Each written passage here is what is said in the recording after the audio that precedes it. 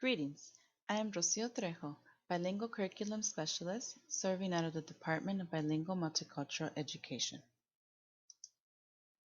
Today's presentation will address what bilingual education looks like in Milwaukee Public Schools, MPS, through our K-12 Contents and Language Allocation Plan, Biliteracy Unit Framework, and district-level support that is provided to schools.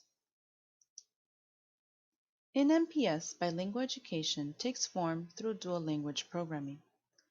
Under the umbrella of dual language, we have one-way, also known as a developmental bilingual program, and two-way. One-way programs are termed one-way because they predominantly serve one language group.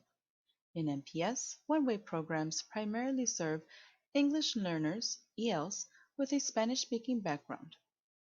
Two-way programs are termed two-way because they serve at least two language groups. Generally, these groups are native English speakers and ELs with a Spanish-speaking background. Our district is proud to have 21 schools that offer dual language programming. They are listed on this slide. Those in bold offer a two-way setting at the specified grade levels. The goals of the program across schools include high levels of bilingualism, biliteracy, and academic achievement in both languages, English and Spanish, as well as social cultural competence. These goals are nurtured through a comprehensive and cohesive content and language allocation plan, which designates a primary language of instruction to each content area. As a district, we use green to denote Spanish and blue to denote English.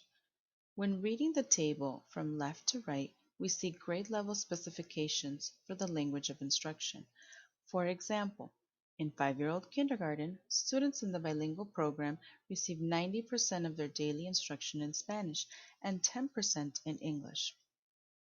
In first grade, daily instruction in Spanish is at 80% and daily instruction in English is at 20%. The percentage of instruction in English continues to increase every year, as shown in the table, until students reach 4th grade. From 4th through 12th grade, instruction in each language is assigned to 50%.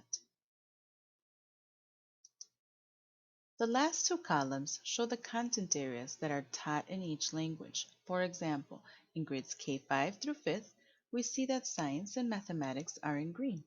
This means that Spanish is the primary language of instruction in the area of science and mathematics at these grade levels.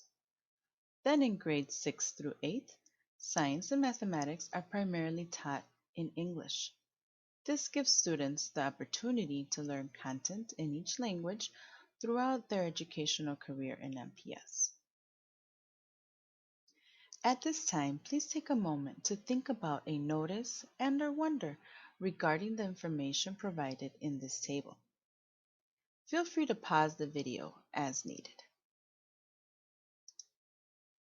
This sample skeleton of a virtual schedule, which was shared with schools at the beginning of the school year, adheres to daily instructional time in English and Spanish, whether synchronous or asynchronous, in accordance with the content and language allocation plan shown in the previous slide.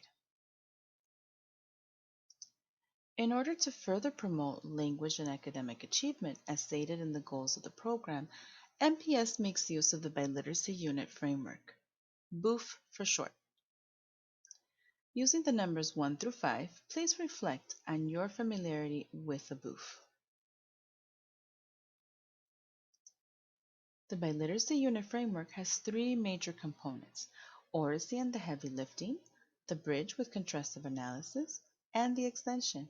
In building oracy, teachers encourage students to develop their speaking and listening skills, which builds vocabulary and comprehension. This attention to oral language development also facilitates students' ability to read and write in each language. During the bridge, students are guided to compare and contrast their languages side by side, noting similarities and differences. This process helps students transfer concepts and skills they have learned in one language to the other. The extension provides students with meaningful opportunities to practice the newly learned academic vocabulary, concepts, and skills in the other language. This is not in the form of a translation of previous work. Noted here are some practices that we highlight with bilingual teachers in connection to the Biliteracy Unit framework. We know that language use is language learning. It is then important for teachers to pay deliberate attention to teacher talk versus student talk and how students are supported with structured opportunities to engage in instructional conversations with one another. The use of sentence prompts, for example, is a powerful tool to support the use and development of language alongside visuals and graphic organizers. Additionally, the district purchased online resources for the area of Spanish literacy. Those are Arriba la Lectura for grades K5 through 6 and Galería de Lengua y Cultura for grades 7th and 8th. Both can be found on Clever. Our office works to provide teachers with guidance around these resources through the design of biliteracy units, which include multiple sets of standards, a bridge with contrastive analysis, and metalinguistic focus, as well as Google Slides that develop key vocabulary in context with the support of visuals. Our team also shares a monthly calendar of support with schools, which outlines grade level collaborative sessions, general office hours, as well as new bilingual teacher professional development sessions. We then offer differentiated professional development and planning sessions for bilingual high school teachers. At this time, please make note of any questions and or final thoughts about bilingual education in Milwaukee Public Schools. You may contact me, Rocio Trejo, through the email address provided on this slide or the office number 475-8565. We thank you for your time and commitment to bilingual education.